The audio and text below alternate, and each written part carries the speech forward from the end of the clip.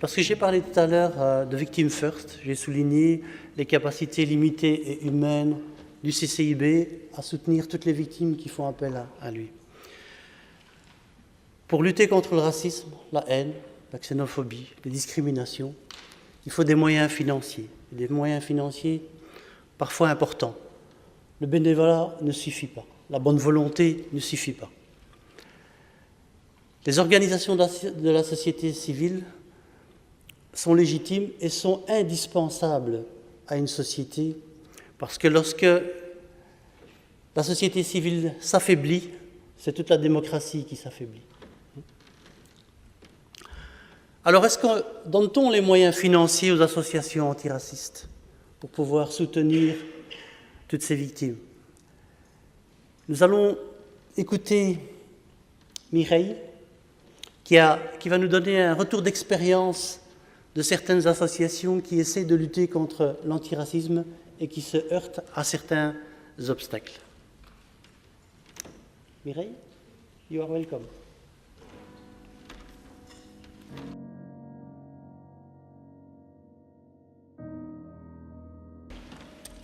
Bonjour à tous, merci et félicitations au CCIB pour cette campagne vraiment faite avec professionnalisme et plus qu'utile à l'heure d'aujourd'hui. C'est pas le sujet du jour, mais j'aimerais quand même aussi féliciter pour la majorité de femmes dans les interventions. Ça m'émeut particulièrement. Alors, mon intervention ne sera pas très philosophique, elle sera très pragmatique. Bon, déjà, je suis formatrice, donc ça vient du terrain. Et un petit mot sur mon association, notre association, BAMCO ASBL, est un comité de femmes, majoritairement afrodescendantes, donc qui luttent contre le racisme, bien sûr, mais elles font surtout du soutien aux victimes, de la formation, du plaidoyer politique. Et pour raccrocher avec l'actualité, on parlait tout à l'heure de Cécile Djounga, eh bien, nous travaillons aussi sur la culture afrodescendante du non-dit. Peut-être que certains sont familiarisés avec ça, c'est que dans certaines cultures, je n'essentialise personne, hein, je parle bien de culture générale, on peut être très exubérant, comme par exemple, moi je suis originaire du Congo, mais on ne va pas dire véritablement ce qu'on ressent. Et donc parler du racisme, c'est dire aussi ce qu'on ressent. Et on travaille, bien sûr, avec les Blancs, comme on les appelle, mais on travaille aussi avec les autres pour casser cette culture du non-dit. Alors, discrimination au subside, un racisme institutionnel invisible. Quand je donne des formations et que je parle du racisme institutionnel, en général, les gens retiennent peu ce que je dis. Si je donne un témoignage, les gens retiennent bien. Si aujourd'hui je vous dis que la première fois que j'ai rencontré le racisme, c'était des institutrices qui m'ont amenée aux toilettes pour essayer de voir, elles étaient 4-5, pour essayer de voir, vérifier si je n'avais pas une queue, pas devant, derrière. Elles voulaient voir si je ressemblais à un singe. Je ne vous parle pas d'il y a très longtemps, je vous parle vraiment de fin des années 80. Alors, si je dis cette expérience-là, qui est une expérience vécue, on le retient beaucoup plus fortement que si je dis je n'arrive pas à trouver un emploi à cause de ma couleur de peau ou parce qu'on confond ceci avec le fait d'être musulmane ou parce que pour plein d'autres raisons. On retiendra moins ce que je vais dire dans un deuxième temps, ce que j'ai dit dans un premier temps. Donc c'est pour ça que c'est un racisme plus invisible. Alors, vous voyez ici, j'ai pris, tout le monde connaît, je pense, ce schéma, ce dessin, qui reflète un petit peu ce que je vais dire. La situation actuelle des associations, surtout afrodescendantes, mais il y a des récurrences aussi, c'est des associations impulsées, pas que, mais impulsées aussi par des personnes d'ascendance musulmane, ou de confession musulmane, eh bien, il y a une inégalité des moyens. Je parle ici des subsides structurels. Je ne parle pas des subsides pour aller faire un terrain de foot entre la police et les jeunes du quartier. Hein. Je parle bien des structures, des subsides structurels qui permettent d'avoir des emplois, de payer les loyers, etc. La situation actuelle, c'est que beaucoup de ces associations n'en bénéficient pas. Il y a donc une discrimination, même si dans certaines administrations, on m'a dit que la discrimination au subside n'existait pas. Et puis il y a la promesse politique, qui est l'égalité. Tout le monde aura la même chose, donc on va beaucoup les entendre, les politiques, pendant quelques mois, là maintenant. Et à côté de ça, il y a aussi nos doléances, c'est qui est l'équité. Alors, pour moi, j'estime que l'égalité, c'est une finalité.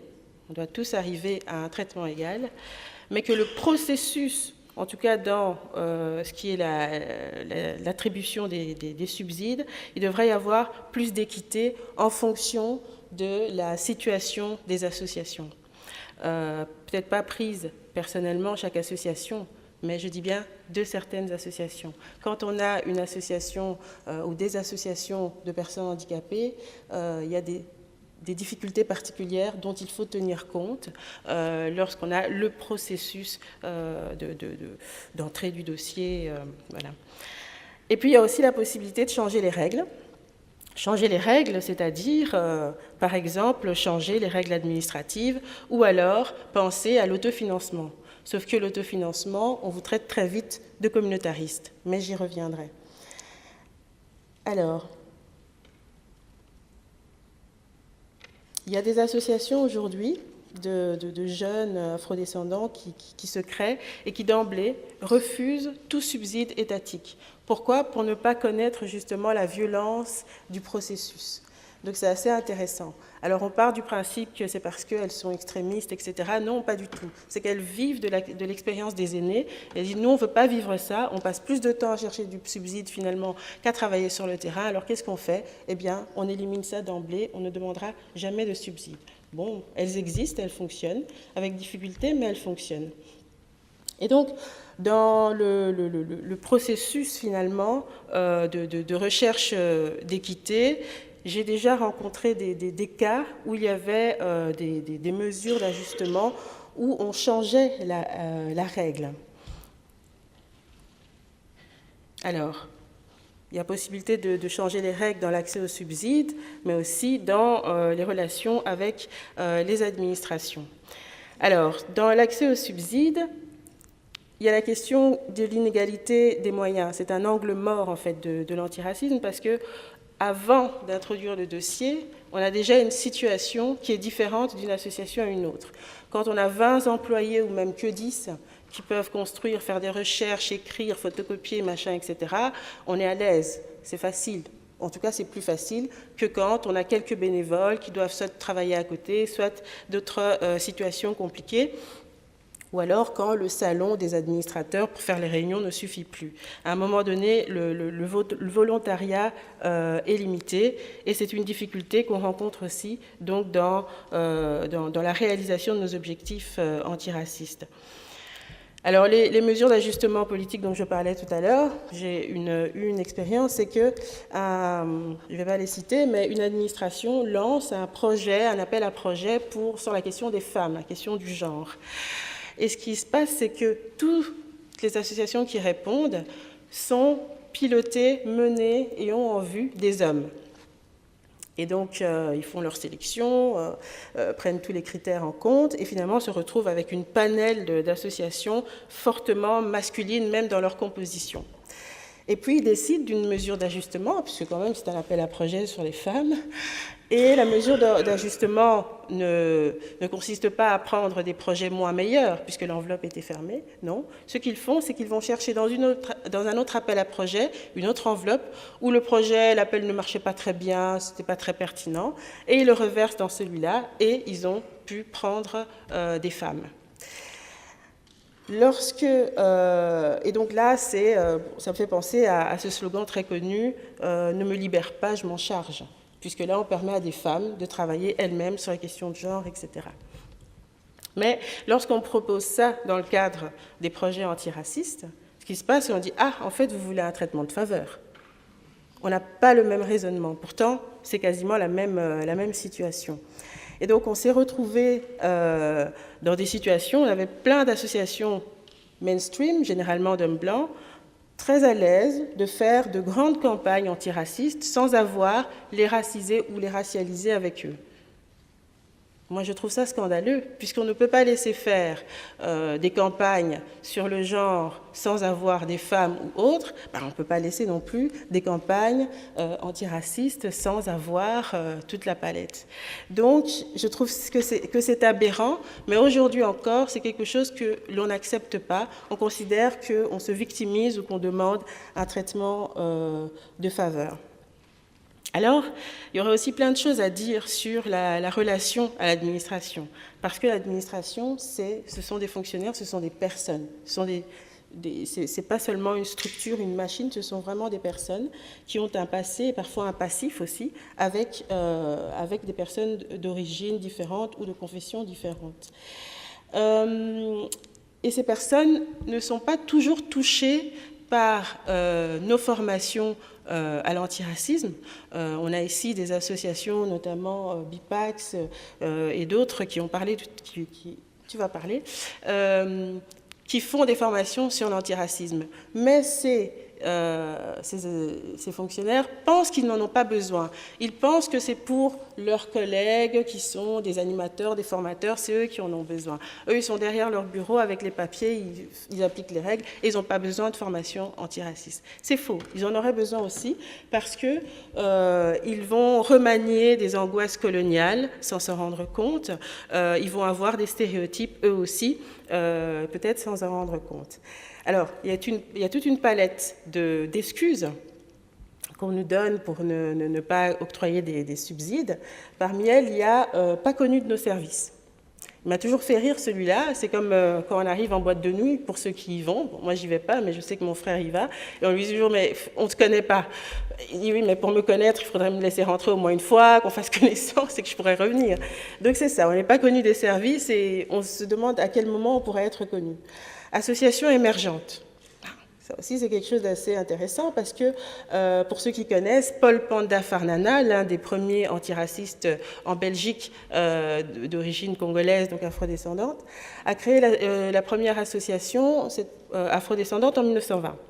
Et donc, ça veut dire que dans 2 ans, on va fêter 1 siècle pour les associations afrodescendantes. Alors, émergente, je ne sais pas, on a 1 siècle de culture militante, je ne sais pas en quoi on est émergent.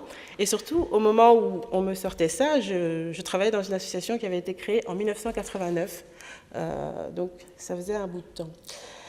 Alors, communautaire, évidemment, vous l'attendiez, il est là. Vous êtes entre vous. Vous êtes tout le temps entre vous, ce sont des travailleurs d'une même origine, d'une même confession qui vont travailler avec la même origine, la même confession. Ça, on ne peut pas. Mais une association dite blanche qui va travailler avec des blancs, ça, on peut. Ce n'est pas communautaire.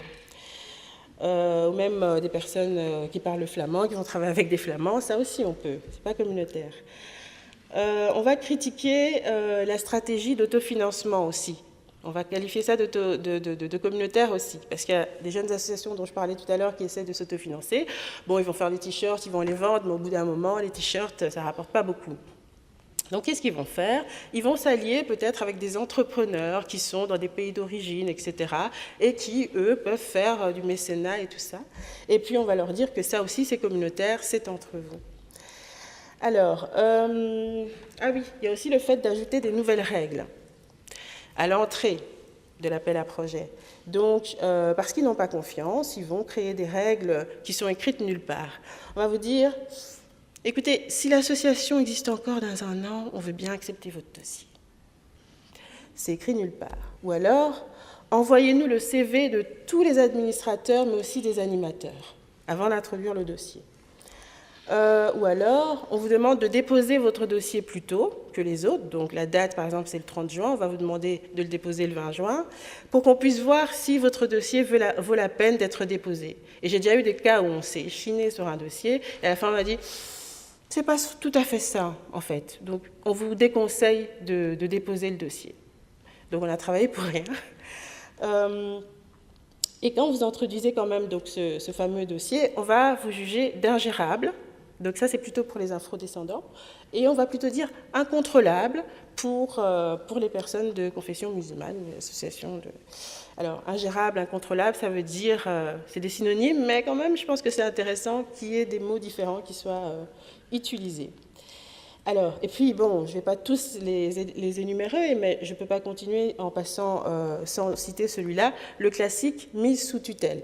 Alors ça, je l'ai connu tout au long de ma carrière, depuis que j'ai commencé il y a 20 ans. La mise sous tutelle, c'est « Ok, on veut bien vous octroyer le subside, mais vous prenez votre dossier, vous le donnez à une association plus grosse, qui a plus d'argent, qui, si possible, est blanche, et eux, ils vont tout faire, et vous pourrez, sur le terrain, réaliser le projet. Donc, il ne faut absolument pas que vous soyez au niveau de la gestion, etc., parce qu'on se dit « Oui, mais s'ils ne gèrent pas bien l'argent, on ne pourra pas récupérer nos billes, ils sont pauvres ». Ou alors, on ne sait pas quelle est leur culture de gestion administrative et tout ça. Donc, bref, donc ça, c'est systématique. Parfois, l'appel à projet demande que l'association ait des moyens, mais la plupart des cas, non, pas du tout. C'est simplement qu'ils sont dans des frayeurs, Et ces frayeurs peuvent parfois être coloniales. Par exemple, la dichotomie entre communautaire et travailler avec un autre public. Donc, d'un côté, on va vous dire, je l'ai déjà dit, vous êtes communautaire parce qu'on a peur d'une auto-émancipation, etc. Mais aussi parce qu'en réalité, on est dans une culture eurocentrée. À partir du moment où c'est des musulmans qui travaillent avec des musulmans, ben on est où, nous, là-dedans? Les Européens, les soi-disant blancs. On est où, nous, là-dedans? Et donc, on a une culture d'être valorisé. Quand vous regardez un film, en général, c'est le centre, c'est le blanc. C'est lui le héros qui va sauver le monde américain, généralement. Et donc, là, on se retrouve dans un schéma où ils ne sont nulle part. Et donc, ça met mal à l'aise parce qu'il n'y a pas de prise. Donc c'est ça, la crainte de ce communautarisme. Et puis de l'autre côté, il y a l'exigence et l'injonction de travailler avec un autre public. Mais c'est tout à fait paradoxal, parce que quand vous arrivez et que vous dites « notre public est mixte », vous montrez des photos, etc., bon, on va plutôt vous subventionner pour un petit projet, mais qui resterait avec votre public. On ne veut pas que vous travailliez avec d'autres publics. Alors, ça, ce sont des discussions qu'on a dans les bureaux avec les fonctionnaires, etc. Ce n'est écrit nulle part. Et vous avez tout à fait intérêt à dire « oui, monsieur, bien sûr, monsieur, sinon le subside, vous ne l'aurez pas ». Et donc, là, on est dans deux modèles, mais ici, ça cache aussi une autre peur. Tout à l'heure, je disais, il y a la culture eurocentrée par rapport au communautarisme, mais ici, ça cache aussi une autre peur, qui est celle, je dis angoisse coloniale, celle du métissage. C'est-à-dire que, pour ceux qui connaissent un petit peu l'histoire coloniale belge, on refusait le métissage au point donc d'interdire les mariages mixtes, mais aussi d'extraire l'enfant métis pour le mettre dans des centres reculés dans la forêt gérés par des sœurs. Parce qu'on ne voulait pas de métissage. Et donc ici, ce qu'on fait en travaillant avec d'autres publics, c'est qu'on fait un métissage de fait. Et ça réveille certaines angoisses. Alors, ma conclusion, je dirais plutôt en guise de conclusion, parce qu'il me faudrait toute une journée de formation pour expliquer un petit peu ce problème, ce nœud de la guerre dans la culture antiraciste. Ma conclusion, c'est un système qui s'évertue sciemment ou non à maintenir les injustices en matière d'attribution des subsides entre les associations impulsées par des personnes de différentes origines, confessions, etc., est un système qui cautionne et facilite une forme de colonialisme. Ce colonialisme nouveau, avec des gros guillemets, consiste à assujettir les associations dites communautaires aux organisations majoritaires et financées. Lorsqu'ils se sentent menacés, ces nouveaux maîtres peuvent exercer leurs privilèges blancs, salir la réputation, bannir, ne pas valoriser l'expertise, etc. des associations discriminées. Je vous remercie. Merci Mireille. J'étais à cet endroit, la galerie Ravenstein, oui. Lorsque cette photo a été prise, Mireille a été une des artisanes de toutes les associations. Je peux même dire qu'elle en a tiré beaucoup derrière elle pour arriver à avoir la place Lumumba à Bruxelles. J'adore cette photo Et je pense que Kenza, en tout cas le CCIB te fait une déclaration, c'est qu'il mettra tout en œuvre pour que la rue où tes parents ont été assassinés, qui étaient des amis, j'ai tiré les oreilles à tes frères qui ont été blessés quand ils étaient petits, fera tout en sorte pour que cette rue soit aussi rebaptisée Isnassi Haji, pour au moins marquer la mémoire de ce drame qui a frappé beaucoup de gens, beaucoup de voisins.